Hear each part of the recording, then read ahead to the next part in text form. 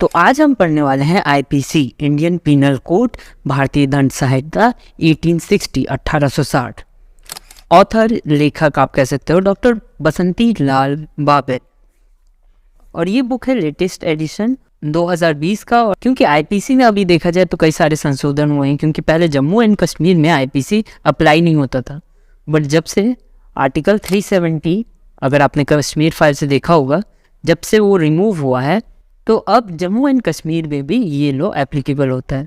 First page में हमें इसका रिव्यू देखने को मिल जाता है, जिसमें खेती सिंह राठौड़, जो कि संसदीय कार्य विधि मंत्री है राजस्थान जयपुर में, उन्होंने बताया है कि ये वो न्यायाधीश, अभिवक्ता, पत्रकार और जो लॉ स्टूडेंट है उनके लिए बहुत यूज़फुल हो सकता है। और हिंदी में यह बुक बहुत इजी सरल भाषा में आपको ये बुक मिलता है। तो आज से हम इस बुक को स्टार्ट कर रहे हैं। डे 1 है, और डे 1 हमेशा होना चाहिए मोटिवेशन के लिए, चाहे कॉलेज या स्कूल में जब भी किसी नए चीज़ की शुरुआत करते हैं तो वो मोटिवेशन से करते हैं, जिससे हमें पढ़ाई या फिर बुक पढ़ने में भी हमें मोटिवेशन मिलता है। तो आगे लेखक अपने बुक में बताते हैं कि इस बुक को 4 दशक मतलब 40 साल हो चुके हैं। आईपीसी में नए होने वाले अपडेट्स के बारे में बताया। नेक्स्ट पेज में उन्होंने हमें ऑथर बताते हैं, मुझे कुछ बातें जो इस बुक में अच्छी लगी उससे भी हाईलाइट कर देता हूँ मैं, कि ignorance of law is no excuse. ये कोट मुझे बहुत अच्छा लगा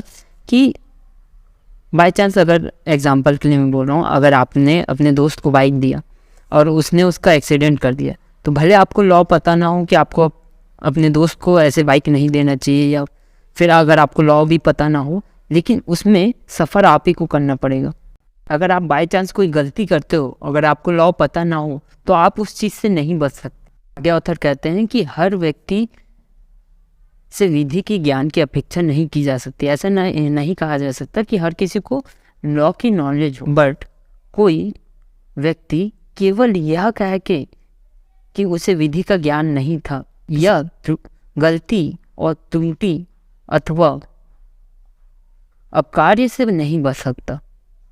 फिर दंड संहिता जैसे विधि के, जिससे हमारे दैनिक जीवन से निकट संबंध है, तो उसकी ज्ञान की अनिवार्यता अपेक्षा की जाती है कि अगर कोई भी, अगर आम आदमी भी है, तो कम से कम उन्हें आईपीसी ये बुक ये पढ़ना चाहिए या फिर सुनना चाहिए, जैसे अभी आप सुन रहे हो। कम से कम आपको इसकी नॉलेज होनी चाहिए, ऑथर का कहना है, और इसे हम आसानी से हिंदी भाषा में आपको पहुंचाएंगे।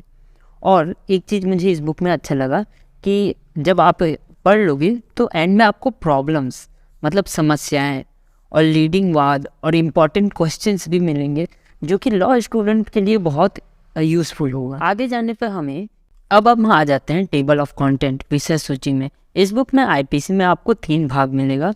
पहला भाग में मतलब पार्ट 1 में आपको 6 चैप्टर्स मिलेंगे। चैप्टर्स मतलब अध्याय। इस बुक में आपको 3 पार्ट्स मिलेंगे, 3 भाग मिलेगा।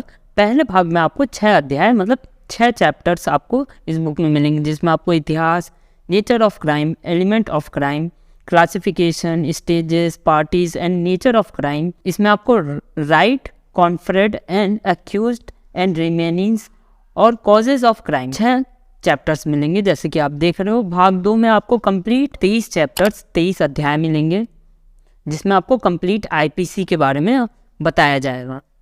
इसमें 511 धाराएं भी आपको मिल जाएंगी। और जो लास्ट भाग होगा, थर्ड पार्ट, उसमें आपको समरी के साथ साथ इम्पॉर्टेंट क्वेश्चन और उसके आंसर, महत्वपूर्ण प्रश्न उत्तर भी मिलेंगे। उसके बाद अंतर, प्रॉब्लम, समस्याएं और उसके वाद, प्रमुख वाद भी आपको मिलेगा। तो नेक्स्ट वीडियो में हम भाग 1 चैप्टर 1 से शुरुआत करेंगे, history of IPC, history of penal code. इन सब जानकारी से आपको अच्छा आइडिया हो गया होगा कि ये बुक कैसा है। अगर आप खरीदना चाहते हो तो लिंक आपको डिस्क्रिप्शन में मिल जाएगा।